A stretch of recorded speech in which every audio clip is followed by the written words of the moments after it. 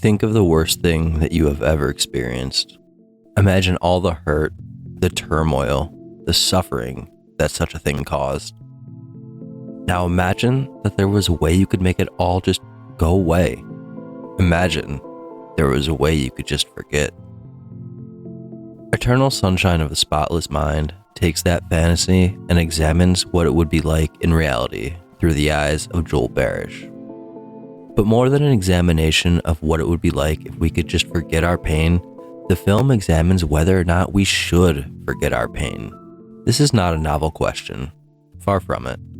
In fact, this very question was asked by a guy over 100 years ago. A guy named Friedrich Nietzsche. Pain and suffering are this guy's bread and butter. But not because he enjoyed the hardship, but because he enjoyed what that hardship produced. He believed that pain is a path to growth, and that growth is worth the suffering necessary for such a thing. That's all well and good on paper. Suffering makes you stronger. Cool. But it is another thing to apply this principle to real-life scenarios, to apply them to characters with emotions that are experienced and related to by audiences. Nonetheless, this is exactly what Eternal Sunshine of the Spotless Mind does. Mr. Barish is a sensitive fella going through a breakup with one Clementine Krasinski. The latter has had her memory of the former erased, and as such, the former endeavors to do the same for the latter. I'm erasing you and I'm happy! You did it to me first! A sort of eye for an eye type situation, but with memories instead of eyeballs. During the course of this erasure, we see the aforementioned relationship in reverse chronological order. We start off witnessing the squabbling and the resentment that is built up over the years. But as the film progresses, we go earlier and earlier into Joel's recollection of the relationship. We see that things were not always this way. There was a time when the two cared deeply for one another, a time when they were madly in love. And when he arrives at these memories, Joel has a realization. He doesn't want to forget, and so begins the mad dash to save Clementine. Or at least Joel's recollection of her. He attempts to hide this memory of his beloved, hide her in his shame, hide her in his childhood. He attempts to sequester the memory of Clementine anywhere he can so that when he wakes up, he can still remember her. But alas, his efforts are in vain. Once the process has started, it cannot be stopped. And before long, Clementine Krasinski is entirely gone from the mind of Mr. Barish. Except that she isn't. Not entirely. The film opens with Joel playing hooky from work, with Joel visiting a beach and meeting Clementine. The film opens with Joel falling in love with a woman for a second time. His memories of her are gone, but the chemistry that the two share is still there. They are both drawn to this beach, even if they don't quite know why. It is here that their relationship begins anew, and it is here where the theme of the film is shown, the importance of suffering. Eternal Sunshine is not shy about its nods to Nietzsche. Blessed are the forgetful, for they get the better even of their blunders. That's Nietzsche, right? I'm not going to sit here and pretend to be an expert on the guy, but, I dabble. And in my dabbling, I have learned that this dude loves his suffering. He thinks it's the bee's knees, the llama's pajamas, and so on.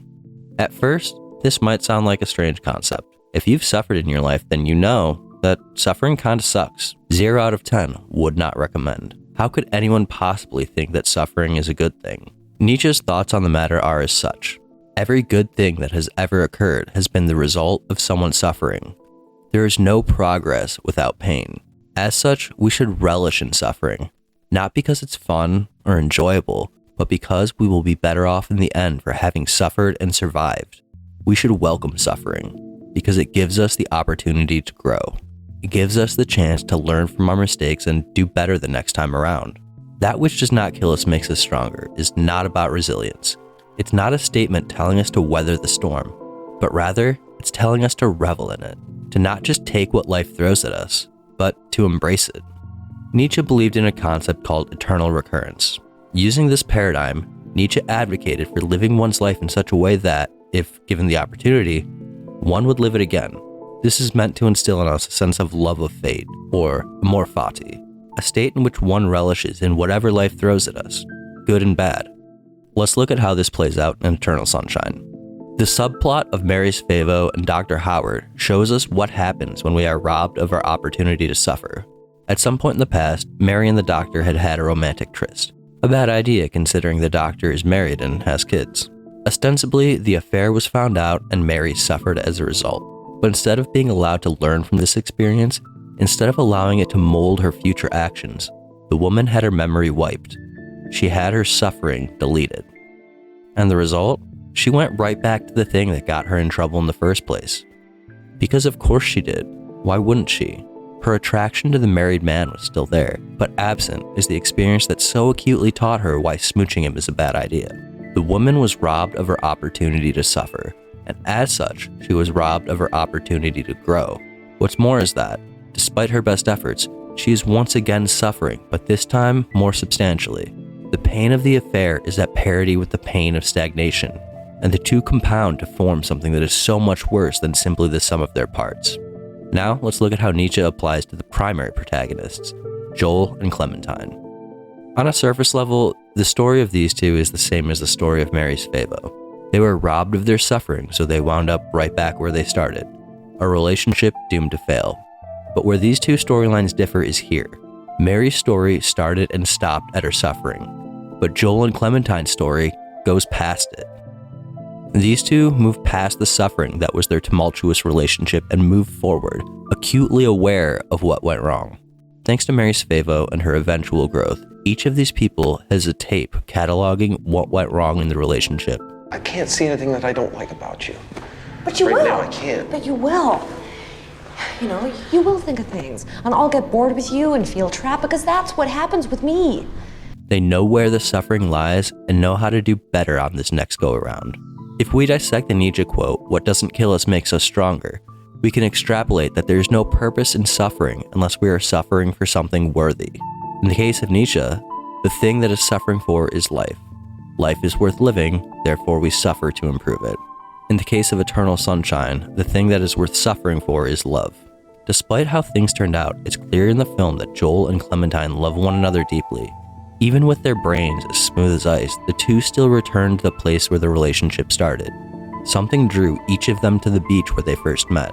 They missed one another, even if they didn't know it.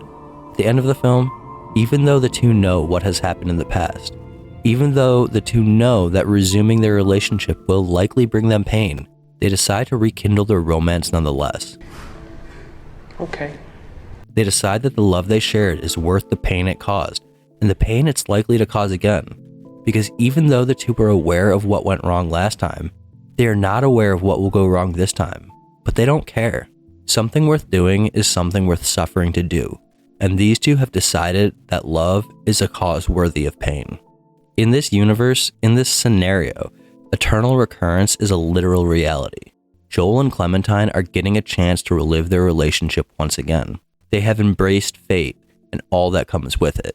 They've embraced the good, they've embraced the bad, they've embraced everything in between. They've been asked if they would like to do it all over again, and they have responded. Okay.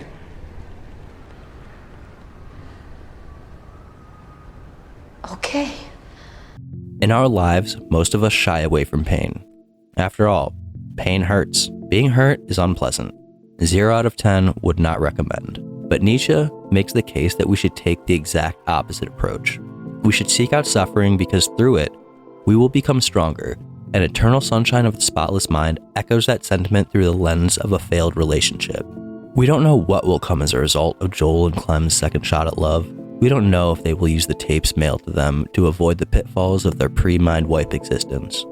We don't know if new issues will arise that drive a wedge between the two once again. We don't know if their relationship will last, but we do know, deep down in the subconscious depths of their respective psyches, the two want it to last. The two were given an opportunity to do it all over again, good and bad, and they took fate up on that offer. They have found meaning in their suffering, and at the end of the day, meaning is what it means to suffer.